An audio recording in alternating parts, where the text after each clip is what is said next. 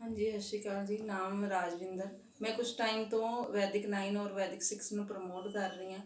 ਕੁਝ ਟਾਈਮ ਪਹਿਲਾਂ ਮੈਂ ਉਰਮਿਲਾ ਜੀ ਨੂੰ ਇਹ ਪ੍ਰੋਡਕਟ ਦਿੱਤਾ ਸੀ, ਇਹਦਾ ਰਿਜ਼ਲਟ ਇਹ ਆਪ ਦੱਸਣਗੇ। ਸਤਿ ਸ਼੍ਰੀ ਅਕਾਲ ਜੀ। ਮੇਰਾ ਨਾਮ ਉਰਮਿਲਾ ਹੈ, ਮੈਂ ਪਿੰਡ ਲੇਨੇ ਦੀ ਰਹਿਣ ਵਾਲੀ ਹਾਂ। ਮੈਂ ਕੁਝ ਪਿਛਲੇ 15 ਦਿਨਾਂ ਤੋਂ ਵੈਦਿਕ 9 ਔਰ ਵੈਦਿਕ 6 ਯੂਜ਼ ਕਰ ਰਹੀ ਹਾਂ। ਮੈਨੂੰ ਪਿਛਲੇ ਸਾਲ ਅਟੈਕ ਹੋ ਗਿਆ ਸੀ, ਉਹਦੇ ਕਾਰਨ ਮੇਰਾ ਮੂੰਹ ਵਿੰਗਾ ਹੋ ਗਿਆ ਸੀ, ਪਰ ਐਲੋਪੈਥਿਕ ਦਵਾਈ ਨਾਲ ਉਹ ਤਾਂ ਠੀਕ ਹੋ ਗਿਆ ਸੀ, ਪਰ ਮੈਨੂੰ ਅੰਦਰੂਨੀਆਂ ਬਹੁਤ ਪ੍ਰੋਬਲਮਾਂ ਹੋ ਗਈ ਸੀ। ਬਾਲ ਝੜਨ ਲੱਗ ਗਏ ਸੀ, ਛਾਤੀ 'ਚ ਦਰਦ ਰਹਿੰਦਾ ਸੀ, ਸਾਹ ਚੜ੍ਹਦਾ ਸੀ ਅਤੇ ਸੁੱਤੇ ਪਏ ਲੱਤਾਂ 'ਚ ਬਹੁਤ ਖੱਲੀਆਂ ਪੈਂਦੀਆਂ ਸੀ। ਇਹ ਯੂਜ਼ ਕਰਨ ਨਾਲ ਮੈਂ ਬਹੁਤ ਠੀਕ ਹਾਂ। ਹੁਣ ਮੇਰੀਆਂ ਸਾਰੀਆਂ ਤਕਲੀਫਾਂ ਦੂਰ ਹੋ ਚੁੱਕੀਆਂ ਨੇ।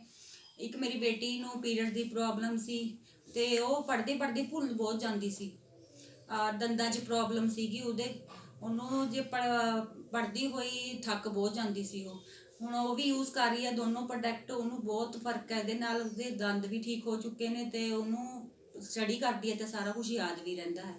ਮੈਂ ਸਾਰਿਆਂ ਨੂੰ ਇਹੀ ਕਹਾਂਗੀ ਵੀ ਇਹ ਪ੍ਰੋਡਕਟ ਯੂਜ਼ ਕਰਨ। ਇਹ ਦਵਾਈ ਨਹੀਂ, ਖੁਰਾਕ ਹੈ, ਅਤੇ ਆਪਣੀ ਸਿਹਤ ਨੂੰ ਵਧੀਆ ਕਰਨ।